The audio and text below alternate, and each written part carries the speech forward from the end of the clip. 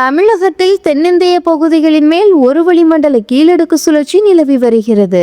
இதனையடுத்து திருவள்ளூர், ராணிப்பேட்டை, திருவண்ணாமலை, வேலூர் மற்றும் காஞ்சிபுரம் மாவட்டங்களில் ஓரிரு இடங்களில் கனமழை பெய்ய வாய்ப்புள்ளதாக சென்னை வானிலை ஆய்வு மையம் தெரிவித்துள்ளது. இதன் காரணமாக தமிழகத்தில் இன்று ஒரு சில இடங்களிலும், நாளை வட தமிழகத்தில் ஒரு சில இடங்களிலும், தென் தமிழகத்தில் ஓரிரு இடங்களிலும், 21ஆம் தேதி தமிழகத்தில் ஒரு சில இடங்களிலும், செப்டம்பர் 22 முதல் 24ஆம் தேதி வரை ஓரிரு இடங்களிலும் இடிமின்னலுடன் கூடிய லேசானது முதல் மிதமானது வரை மழை பெய்யக்கூடும். இன்று திருவள்ளூர், ராணிப்பேட்டை, திருவண்ணாமலை, வேலூர் மற்றும் காஞ்சிபுரம் மாவட்டங்களில் ஓரிரு இடங்களில் கனமழை பெய்ய வாய்ப்புள்ளதாக தெரிவிக்கப்பட்டுள்ளது.